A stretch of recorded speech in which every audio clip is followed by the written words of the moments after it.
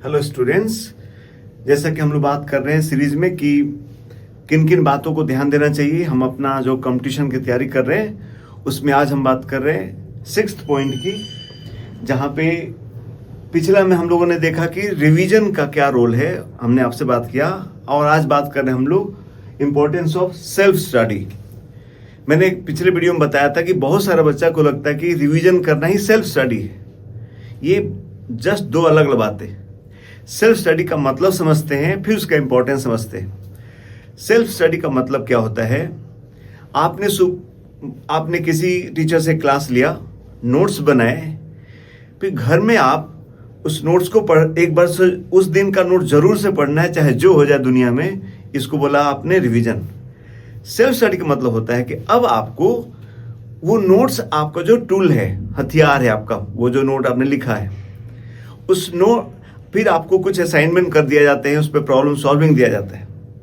तो जो problem solving करने चलते हैं तो ये नहीं देखना कि हमसे प्रॉब्लम हमने देखा, हमसे सॉल्व नहीं तो मेरा डाउट हो गया।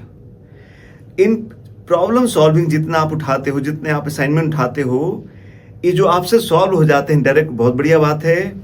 इसके बाद जो नहीं होते हैं उनको इस नोट की सहायता पढ़ के और सामने रख के, नोट को सामने रख के, इसे सीख के, इसके कॉन्सेप्ट्स को यूज करके इन क्वेश्चंस को सॉल्व करना, नया थॉट डालना, इसको बोलते हैं सेल्फ स्टडी।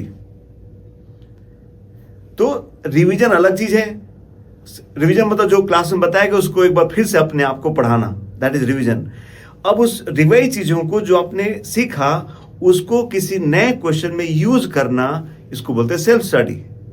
क्वेश्चन नहीं हो रहे तो उसके लिए फिर से कॉपी पढ़ रहे हैं, उसका नोट्स देख रहे हैं, उसके जैसा क्वेश्चन को समझ रहे हैं और फिर वैसे ही उस क्वेश्चन को सॉल्व कर रहे हैं। अगर आप ऐसा करते हो और इनको सीख के कोई नए क्वेश्चन को सॉल्व करते हो तो आप सही मायने में सेल्फ स्टडी कर रहे हैं। इसमें आपको आवर्स लगाने चाहिए, खूब समय लगाना चाहिए, घबराना नहीं चाहिए कि मेरा समय ज़्यादा लग रहा है। यहीं पर ठहराव की जरूरत है, इसको बोलते हैं सेल्फ स्टडी। इसके लिए आप कोई क्लास नोट हुआ, कोई बुक हुआ, यूज कर सकते हैं, उसको पढ़ के सॉल्व कीजिए, इसको बोलते हैं सेल्फ स्टडी। ओके, सो ये फिक्स कीजिए कि आप रिवीजन करते हो तो सेल्फ स्टडी में जाते हो।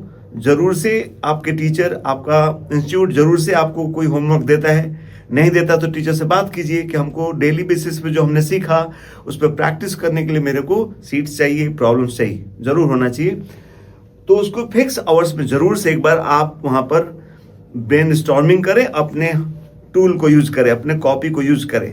सो you have to use your class notes as your tools to solve the problem. Class note हटाना नहीं भाई साहब।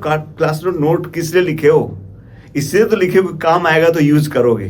तो प्रॉब्लम नहीं हो रहा तो खूब बढ़िया से ये आपका प्रॉब्लम सॉल्विंग कॉपी है और ये आपके नोट्स है, अच्छे से पढ़ के समझ के उसको यूज कीजिए और ये अब उसको सॉल्व कीजिए। ये खुद से पढ़ाने का बेस्ट तरीका है, दैट इज सेल्फ स्टडी। और कॉपी का जो आपने एक बार रिवाइज किया नोट्स, एक बात था, ये वापस से जब आप कॉपी रिवाइज करते हो, जरूरत के हिसाब से करते हो, तो कॉपी आपके दिल में बैठ जाता है, फिर आपको नहीं, कॉन्सेप्ट नहीं भूलते हैं। तो ये आपको रेगुलर बेसिस पे करना है। ओके, सो ये हुआ सेल्फ स्टडी का importance in your preparation. Will come with another topic number 7 in next video. Thank you.